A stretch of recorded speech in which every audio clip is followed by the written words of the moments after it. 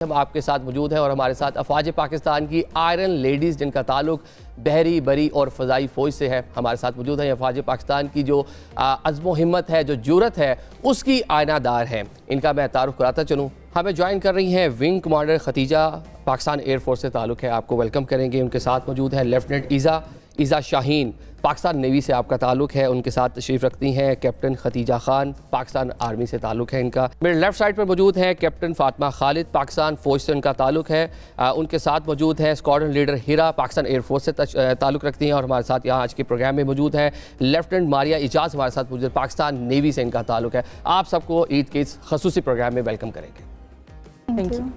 आपसे आगाज़ कर लेते हैं खतीजा, एक तो ये बता दें कि आज की ईद और माजी की ईद में कितना फ़र्क है। आज एक फोर्सेस में आप खिदमत सर अंजाम दे रही हैं, बचपन में ईद कैसी होती थी और आज की ईद कैसी है? डेफिनेटली इसमें फ़र्क तो है, क्योंकि उसमें आप जब बचपन में अपने वालिदैन के साथ ईद गुजारते थे, अपने कज़न्स के साथ और अपने बहन भाइयों के साथ ईद गुजारते थे। बट अब जो हमारी ईद गुजरती है वो अपने कलीग्स के साथ, जो हमारे एयरफोर्स की, हम उसको भी ऑर्गेनाइजेशन को भी एज ए फैमिली ही लेते हैं। तो अब जो हमारी normally since we are on duty, तो हमारी ईद जो है वो अपनी एक नई family that is the air force, इनके साथ अब हमारी ईद गुजरती है।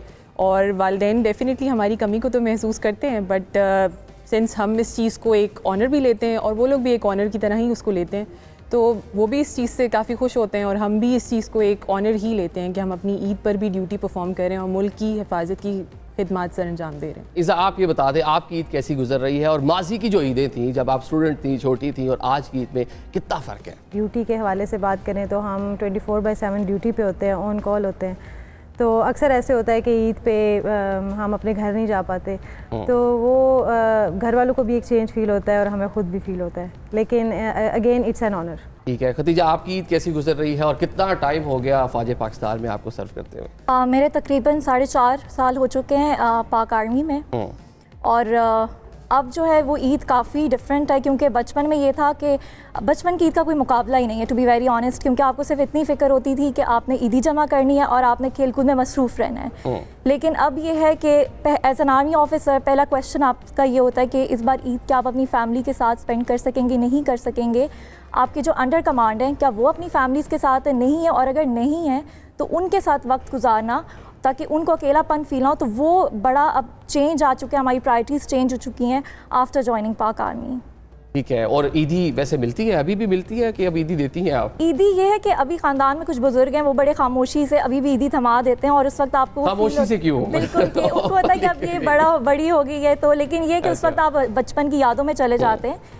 पेरेंट्स ईदी तो मैं आज भी लेती हूँ और बड़े हक से लेती हूँ, क्योंकि पेरेंट्स ईदी का जो वो एक्साइटमेंट होती है उसका तो कोई मुकाबला ही नहीं है। फातिमा, आप बताएं आपकी ईद कैसे गुजर रही है और माजी से आज की ईद कितनी मुख्तलिफ है? माजी से आज की ईद काफ़ी हद तक मुख्तलिफ है। बचपन की ईदें जैसे सबने बयान किया कि कज़न्स के साथ होती थी, नानी अम्मा के घर पे होती थी, पेरेंट्स के साथ होती थी मोर स्पेसिफिकली। बट अब ऐसा है कि फ़ैमिली से दूर हैं, लेकिन एक और फैमिली का बहुत बड़ा पार्ट है हम। और ये ईद ड्यूटी में होती है, लेकिन इसमें भी उतना ही मज़ा है जब आप सबके साथ मिलकर एहतरामन एक दूसरे के साथ खुशियाँ बांटते हैं, और स्पेशली जब आपके अंडर कमांड्स आपके साथ होते हैं ईद वाले दिन पे, तो आपके अंदर एक एहसास का जज्बा हमेशा रहता है कि मैं दूर हूँ तो ये सब भी अपने घर से दूर हैं, लेकिन हम मुल्क की हिफाजत और मजबूती के लिए और मिलकर एक फैमिली बन जाते हैं। मतलब शायद घर वालों की डेफिनेटली पेरेंट्स हैं, उनका कोई ऑल्टरनेट नहीं है, लेकिन एक नई फैमिली आपको वर्क प्लेस पे मिल जाती है जो आप लोग काम साथ कर रहे होते हैं। फिर आप बता दें आपकी ईद कैसी गुजर रही है और ईद का आगाज़ अमूमन किस तरह करती हैं? मतलब काफ़ी घरों में मीठी चीज़ें बनती हैं, सवैयों से आगाज़ होता है, आपके यहाँ ये बता दें किस तरह ईद का दिन का आगाज़ होता है? अल्हम्दुलिल्लाह ईद अभी भी बहुत अच्छी गुजर रही है। जैसे आप सबसे पूछ रहे थे, बचपन वाली ईद का तो मुकाबला नहीं है, अब तो बहुत सारी जिम्मेदारियां हो गई हैं, पर्सनल फ्रंट पे भी और डेफिनेटली ड्यूटी की वजह से भी। लेकिन अब आप इस सीनियरिटी पे इतना अरसा गुजारने के बाद आप बड़े अच्छे तरीके से ट्रेन हो जाते हैं, और आप इसी ईद में जो आपने अपनी बेस पे गुजारनी है, कुछ ना कुछ अच्छा तरीके से कुछ स्पेशल अपने लिए खुशी क्रिएट कर लेते हैं, अपने लिए भी अपनी फैमिली के लिए भी। तो चांद रात का भी एहतमाम होता है बेसिस पे, हमारी मॉर्निंग एक्टिविटीज़ भी होती है पोस्ट जो आपकी ईद की नमाज के बाद, जो भी स्क्वाड्रन के विंग के सीनियर ऑफिसर होते हैं वो सबको अपने घर पे भी होस्ट करते हैं, तो वो तैयार होने का भी मौका मिल जाता है, आपस में मिलना जुलना भी हो जाता है।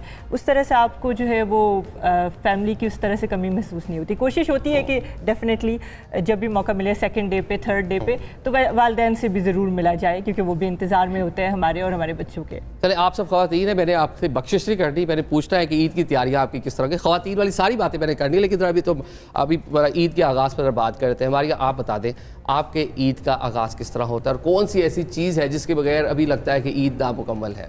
अच्छा, मेरी ईद का आगाज़ चांद रात से ही हो जाता है, क्योंकि ना मुझे मेहंदी बहुत पसंद है। अच्छा। तो मैं कहती हूँ कि मेहंदी के बगैर मेरी ईद नामुकम्मल है, तो मैं चांद रात वाले दिन ज़रूर जाती हूँ मेहंदी लगाने के लिए। और फिर नेक्स्ट डे ये होता है कि जैसे अगर हम ड्यूटी पे हैं तो हमारा ईद की नमाज के बाद गैदरिंग होती है, सब सीनियर जूनियर्स मिलते हैं और खाना खाते हैं साथ। उसके बाद फिर हम ड्यूटी पे जाते हैं। ड्यूटी पर जाते हैं और तैयारियां जो है तो तैयारियां आपने खुद ही आगाज़ कर दिया है मेहंदी से, और कौन कौन सी तैयारियां होती हैं? चूड़ियाँ मेहंदी जो है वो मुझे लगता है कि हर लड़की की ख्वाहिश होती है कि हाँ ये ज़रूर हो, और मैचिंग, हर चीज़ आपकी मैचिंग हो कपड़ों से, तो इस तरह से मेरी भी ईद होती है।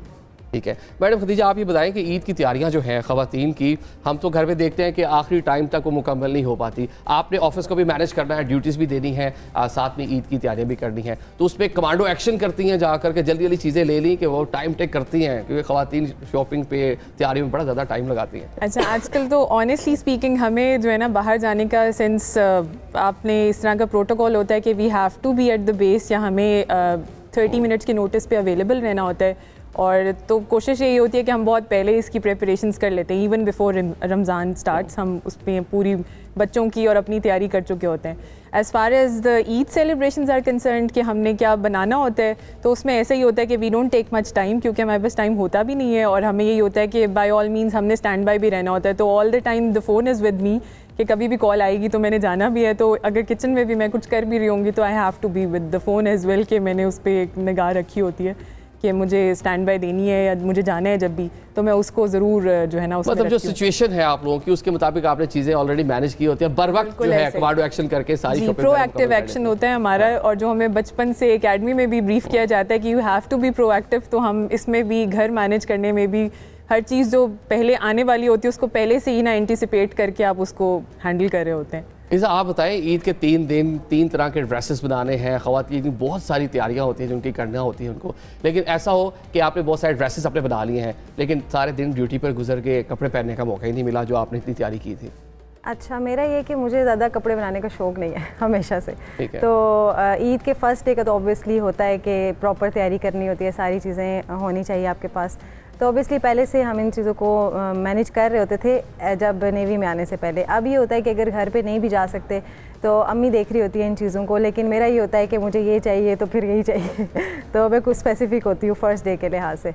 बाकी ये कि सेकंड डे थर्ड डे इतना नहीं होता, बस फर्स्ट डे के लिए ज़्यादा एफर्ट किए जाते हैं, लेकिन पहले से मैनेज कर लेते हैं। ठीक है खदीजा, आप बताएं कि ईद के दिनों जो कपड़े वगैरह लेने होते हैं, पूरी तैयारी करनी होती है, ख़वातीन पूरा कह लें कि काफ़ी टाइम पहले उसका शुरू कर देती हैं उसे, आप कमांडो एक्शन करती हैं कि बर वक्त जाती हैं जाकर ले लिया सामान और ओके तैयारी होगी 2 दिन में? नहीं, मेरा बिल्कुल भी कमांडो एक्शन नहीं होता। मैं इवन लास्ट मिनट तक जो है वो ईद की शॉपिंग करती हूँ, क्योंकि बचपन से मुझे बड़ा शौक़ है प्रॉपर ज़ोर शोर से ईद मनाने का, तो मैं लास्ट मिनट तक मेरी शॉपिंग चलती है। कपड़े, मतलब मुझे ऐसा लगता है कि लड़कियों की ईद मुकम्मल ही नहीं होती कपड़े, मेहंदी, चूड़ियों के बगैर, तो ये है कि वो कमांडो एक्शन नहीं होता मेरा।